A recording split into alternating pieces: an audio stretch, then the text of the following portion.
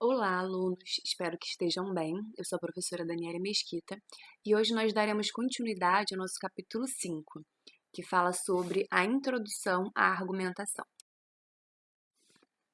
Vamos falar sobre a coesão textual. Então, a coesão consiste na ligação entre os elementos que estruturam um texto. Os objetivos dela são estabelecer relações lógicas entre as palavras, as frases e os períodos, e organizar as sequências textuais por meio de processos de retomadas e antecipações para que produzam sentido. Então, a coesão é muito importante na sua escrita, principalmente no texto dissertativo ou argumentativo cobrado no Enem. Então, quando você usa recursos coesivos, automaticamente você evita a repetição, né? E tem mais chance de apresentar um texto bem escrito, né? Então, leia a seguir um trecho do conto Circuito Fechado, de Ricardo Ramos. Circuito fechado. Chinelos, vaso, descarga. Pia, sabonete. Água, escova, creme dental, água, espuma, creme de barbear, pincel, espuma, gilete, água, cortina, sabonete, água fria, água quente, toalha. Creme para cabelo, pente, cueca, camisa, abotoaduras, calça, meias, sapatos, gravata, paletó. Carteira, níqueis, documentos, caneta, chaves e lenço. Então, aqui nós percebemos que nós temos várias palavras, né, que pertencem à mesma classe gramatical. Então, chinelos, vaso, descarga, né, tudo isso, nós temos aí vários substantivos. Alguns que estão aparecendo ao lado do adjetivo, né, como, por exemplo, o caso de água fria, água quente. Depois temos mais algum? Não. Então, vamos continuar. Apesar de não ter elementos coesivos, como preposições, conjunções, advérbios e locuções adverbiais, esse texto possui um sentido coerente. É possível perceber pela escolha dos substantivos e pela ordem em que são apresentados que se trata do início da rotina diária de uma pessoa. Nesse sentido, a coesão é responsável pelas conexões entre as partes do texto, contribuindo de forma eficiente para o encadeamento das ideias. Então, não significa que porque não há conjunção, não há advérbio, né? Porque o advérbio dá essa ideia de temporalidade em seguida, depois, né? Não é porque não existem essas classes gramaticais que não vai haver coesão no texto, né? Existe coesão, nós temos ali substantivos que fazem parte de uma sequência do dia a dia. Entretanto, para um texto dissertativo argumentativo, por exemplo, é imprescindível que você use essas classes que estabelecem ligação. Então, vamos falar agora sobre esses mecanismos de articulação textual. Assim como é importante haver conexão entre os argumentos presentes em um texto, empregar adequadamente os conectores para que as ideias façam sentido também é fundamental. Veja a seguir os principais tipos de coesão textual. Primeiro, coesão referencial. A coesão referencial é um elemento utilizado na retomada ou na antecipação de ideias existentes em um texto. Esse tipo de coesão pode ser realizado de diferentes formas. Veja a seguir. Então, nós temos a anáfora. Ocorre quando são feitas retomadas a elementos já citados em um texto. Exemplo: nunca vi alguém passar por tantos sentimentos de uma só vez em tão pouco tempo, como aconteceu com o professor Lindenbrock. Ele bufava, gritava, urrava e andava de lá para cá como uma fera na janela. Então, nós temos aqui: nunca vi alguém passar por tantos sentimentos de uma só vez em tão pouco tempo, como aconteceu com um professor. Lindenbrock.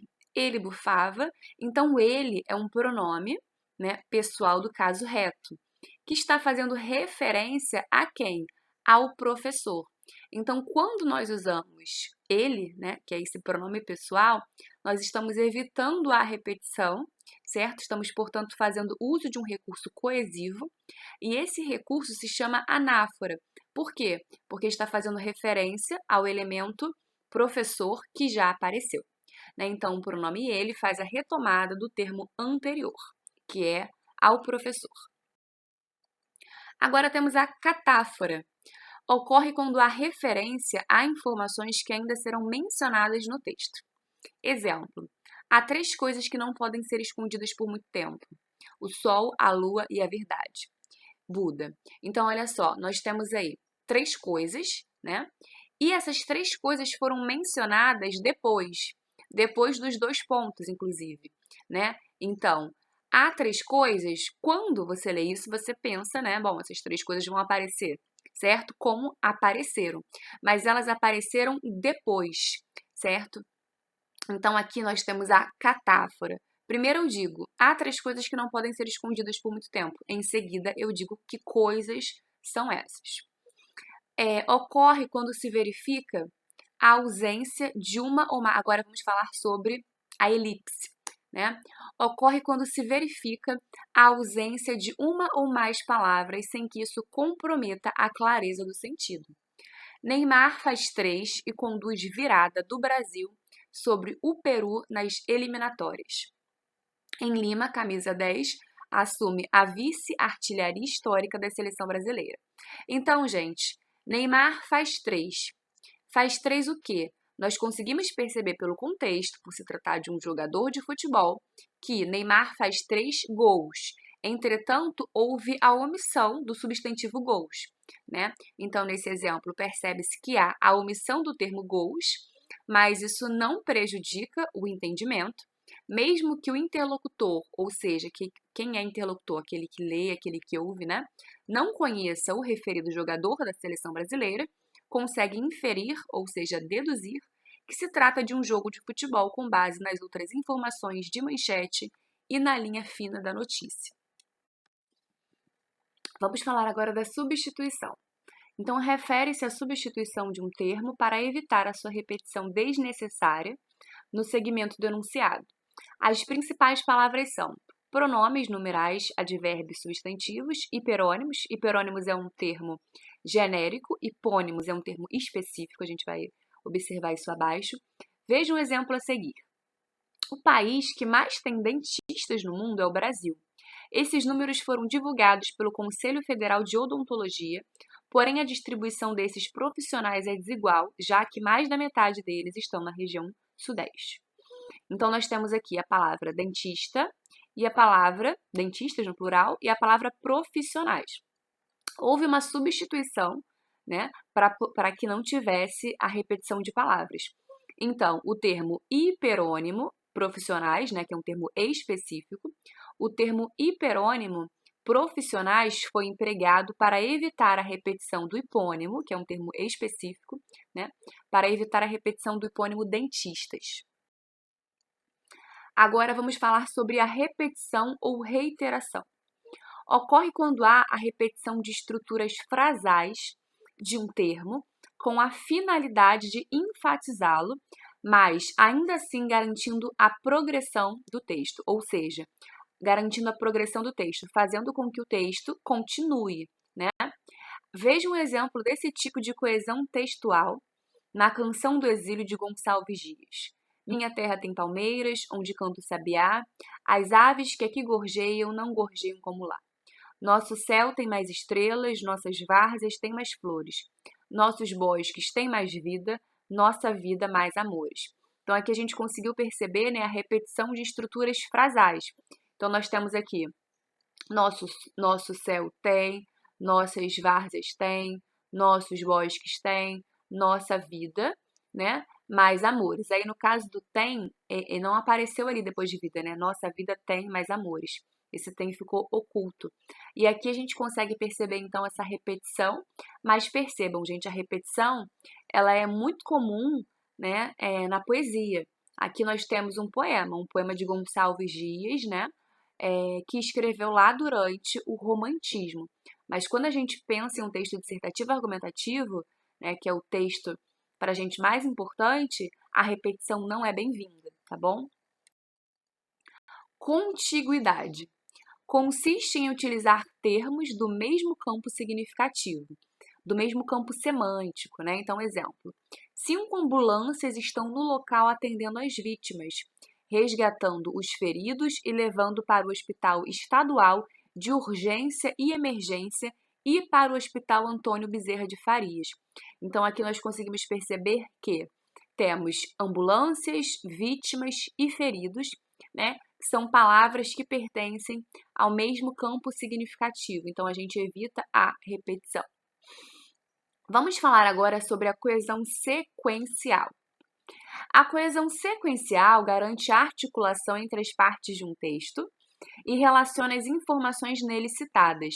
Como atua no nível sintático e no nível semântico, estabelece relações sintático-semânticas entre termos da oração, entre orações, entre períodos e entre parágrafos de um texto. Veja um exemplo a seguir. Vamos lá, então. Não obstante, ao lado dele, a crioula roncava de papo para o ar, gorda, estrompada de serviço, três andando a uma mistura de suor, com cebola crua e gordura podre. Mas João Romão nem dava por ela. Só o que ele via e sentia era todo aquele voluptuoso mundo inacessível vir descendo para a terra, chegando-se para o seu alcance lentamente, acentuando-se.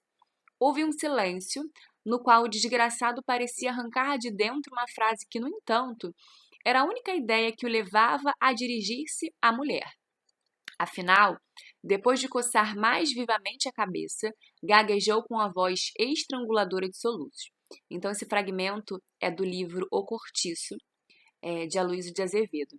Então, aqui, gente, percebam, nós temos, não obstante, né, a nossa locução conjuntiva. Depois nós temos, no segundo período, mais, né, uma conjunção adversativa. Depois, no entanto, mais uma vez, nós temos uma locução conjuntiva. E depois, afinal, né, nós temos mais uma conjunção que dá a ideia de conclusão, né? Afinal, depois de coçar mais vivamente a cabeça. Então, o que a gente percebe aqui é que nós temos exemplos de conjunções, né? A conjunção é o principal elemento, mas existem vários outros, né? A conjunção é um elemento muito importante responsável pela progressão do texto. Nós temos ali entre o verbo via e sentia a conjunção e, a conjunção aditiva, né? Então, as conjunções, os advérbios também, né? Eles dão sequência ao texto. Então, por exemplo, advérbio de tempo, né? Em seguida, vírgula. Ok? Então, a coesão sequencial, ela trabalha com essa ideia de sequenciação, né, com essa ideia de progressão textual. Eu separei aqui alguns exercícios e vamos ao primeiro. Se a professora não se zangasse, eu fazia uma redação só com perguntas. Gente, a Mafalda é maravilhosa, né? Nós amamos a nossa pátria só porque nascemos aqui? Os turcos amam a Turquia porque nasceram na Turquia? Os suecos amam a Suécia porque nasceram na Suécia? Os japoneses amam o Japão porque nasceram no Japão? Título: Patriotismo e comodidade. Gente maravilhosa. Então, olha só, vamos agora à pergunta. O uso de palavras que se referem a termos já enunciados, sem que seja necessário repeti-los, faz parte dos processos de coesão da linguagem. Na pergunta feita no segundo quadrinho, uma palavra empregada com esse objetivo é aqui. Então, nós temos aí, né, nós, aqui, nossa e por quê. A palavra aqui, esse advérbio de lugar, se refere à palavra pátria, né, evitando, então, a repetição. Vamos a mais uma pergunta.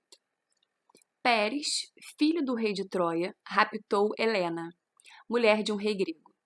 Isso provocou um sangrento conflito de 10 anos entre os séculos 13 e 12 a.C. Foi o primeiro choque entre o Ocidente e o Oriente. Mas os gregos conseguiram enganar os troianos. Deixaram à porta de seus muros fortificados um imenso cavalo de madeira. Os troianos, felizes com o presente, puseram-no para dentro. À noite, os soldados gregos que estavam escondidos no cavalo saíram e abriram as portas da fortaleza para a invasão. Aí surgiu a expressão presente de grego. Impuseram-no. A forma pronominal no refere-se a quê? Letra A, ao termo rei grego. Letra B, ao antecedente gregos. Letra C, ao antecedente distante choque. Letra D, à expressão muros fortificados. Letra E, aos termos presente e cavalo de madeira. Então, voltando, isso provocou um sangrento conflito de 10 anos entre os séculos, blá blá blá. Foi o primeiro choque entre o Ocidente e o Oriente, mas os gregos conseguiram enganar os troianos. Deixaram à porta de seus muros fortificados um imenso cavalo de madeira. Os troianos, felizes com o presente, né, esse presente então se referindo ali a cavalo de madeira, né, que era o presente, os troianos, felizes com o presente, Puseram o quê? Puseram o presente. Que presente era esse? O cavalo de madeira, né? Então, o nosso gabarito, a letra E de escola. Vamos então à nossa última questão. Há qualquer coisa de especial nisso de botar a cara na janela em crônica de jornal? Eu não fazia isso há muitos anos, enquanto me escondia em poesia e ficção. Crônica, algumas vezes, também é feita intencionalmente para provocar.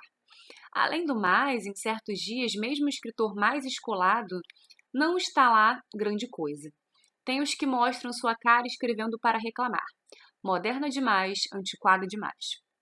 Alguns discorrem sobre o assunto e é gostoso compartilhar ideias. Há os textos que parecem passar despercebidos, outros rendem um montão de recados. Você escreveu exatamente o que eu sinto. Isso é exatamente o que falo com meus pacientes. É isso que digo para meus pais, comentei com a minha namorada. Os estímulos são valiosos para quem, nesses tempos andava meio assim. É como me botarem no colo, também eu preciso. Na verdade, nunca fui tão posta no colo por leitores como na janela do jornal. De modo que está sendo ótima essa brincadeira séria com alguns textos que iam acabar neste livro, outros espalhados por aí. Porque eu levo a sério ser sério. Mesmo quando parece que estou brincando, essa é uma das maravilhas de escrever. Como escrevi há muitos anos e continua sendo a minha verdade. Palavras são o meu jeito mais secreto de falar. Gente, maravilhoso esse texto.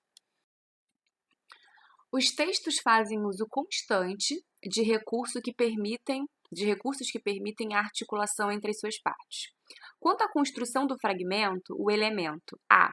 Nisso introduz o fragmento botar a cara na janela em crônica de jornal. B. Assim é uma paráfrase de é como me botarem no colo. C. Isso remete a escondia em poesia e ficção. D. Alguns antecipa a informação. É isso que digo para meus pais. Essa recupera a informação anterior, janela do jornal. Então, gente, aqui o nosso gabarito já é letra A, porque o texto começa assim. Há qualquer coisa de especial nisso de botar a cara na janela em crônica de jornal. Então, olha só. Há qualquer coisa de especial nisso, né? Nisso o quê?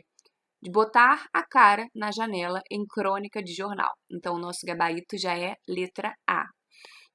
Queridos, espero que vocês tenham compreendido, ok? Essa aula, a aula sobre coesão, é de fato muito importante. Um exercício muito bacana é vocês fazerem o seguinte: separarem algumas redações, coloquem na internet redações nota 1000 no Enem e perceberem, principalmente, em relação, não só em relação à coesão sequencial, né? Em relação à coesão que dá sequência ao texto, mas também em relação à coesão referencial.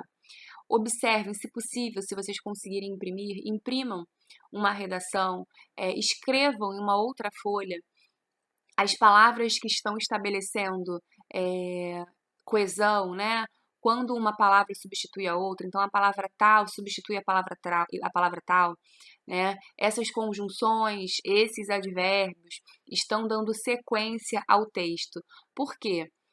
No Enem, né? Na verdade, em qualquer prova, a coesão vai ser muito importante. A coesão pode, se você souber usar recursos coesivos, se você conseguir dar uma sequência, né, ao seu texto, se você usar elementos que são feitos, né, que tem esse papel, você muito provavelmente, fazendo uso de um bom repertório, tendo boas ideias, lendo bastante, vai conseguir uma nota boa na sua redação, tá bom? Então, queridos, é isso. Até a nossa próxima aula. Muito obrigada por estarem aqui, boa semana e bons estudos!